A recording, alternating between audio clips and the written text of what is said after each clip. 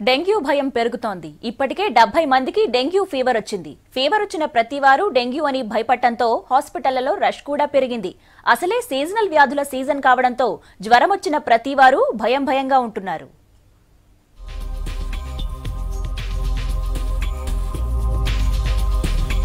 Dengue fever effect రోజుకి పెరుగుతోంది. ఇప్పటికే 70 మందికి డెంగ్యూ రావడం భయపెడుతోంది.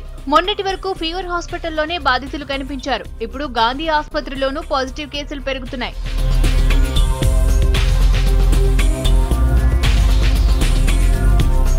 మామూలుగానే ఈ టైంలో సీజనల్ వ్యాధులతో నిండిపోతాయి హాస్పిటల్స్. ఇక డెంగ్యూ భయంతో రష్ పెరిగింది.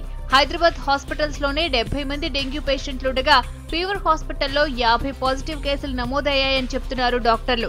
ఈ వైరల్ ఫీవర్, డెంగ్యూ ఫీవర్ అయితే మస్కిటోతో వస్తుంది. మస్కిటో బైట్తోని day time morning hours evening hours కుట్టడం వల్ల. సో కాబట్టి ఇంటి పరిసరాలు, బిల్డింగ్స్ పరిసరాలు వాటర్ నిలవకుండా చూసుకోవాలి. కొబ్బరి చిప్పలలో, తొట్లల్లో, నీళ్లు, కాలువలలో దోమలు వాలకుండా చూసుకోవాలి. అలాగే ప్రతి ఒక్కళ్ళు రిపెలెంట్స్ వాడితే mosquito nets OP around 800 to 1000 వస్తుందండి రోజు. చాలా పెరిగింది. ఇన్ పేషెంట్ కూడా చాలా పెరిగింది. మాకు 30 to 40% పెరిగింది. గాంధీ ఆసుపత్రిలో 9 మంది డెంగ్యూ పేషెంట్లు ఉన్నట్టు చెప్తున్నారు డాక్టర్లు. ఓ జూనియర్ డాక్టర్ కి కూడా డెంగ్యూ వచ్చిందంటున్నారు. ఉస్మానియాలో 5గురికి డెంగ్యూ వచ్చినా కంట్రోల్ అయిందంటున్నారు.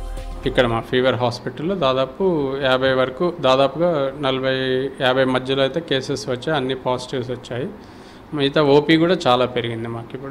ఇప్పుడు ఈ డెంగ్యూ ఎందుకు పెరిగిందంటే వాతావరణంలో వచ్చిన మార్పులు. ఇప్పుడు కొన్ని వర్షాలు పడటము, దాంట్లో కొన్ని నీళ్లు నిల్వ ఉండటం వలన మనకు నీళ్లు ఎక్కడ నిల్వ ఉంటాయో కొన్ని పర్టికులర్గా డెంగ్యూ ఫీవర్ అనేది ఏడీస్ ఈజిప్టై మస్కిటో వల్ల వస్తుంది. అది దాన్ని టైగర్ మస్కిటో అంటారు. అది ఇప్పుడు మిగతా ఎనాఫిలిస్ కానీ క్యూలెక్స్ మస్కిటోస్ అవి చూసుకుంటే నైట్ టైం కుడతాయి. జ్వరంతో పాటు కళ్ళు ఉబ్బినట్లుగా ఉండడం, కళ్ళు ఎర్రగా కావటం, జలుబు, దగ్గు డెంగ్యూ లక్షణాలంటున్నారు డాక్టర్లు. మొదటి దశలో జ్వరం, జలుబు వచ్చిపోతుందని, 3వ స్టేజ్కి వస్తే మాత్రం ప్రమాదమని చెప్తున్నారు. డెంగ్యూతో పాటు మలేరియా, చికెన్ గున్యా ఎక్కువగా ఉండటంతో జాగ్రత్తలు తీసుకోవాలని సూచిస్తున్నారు డాక్టర్స్.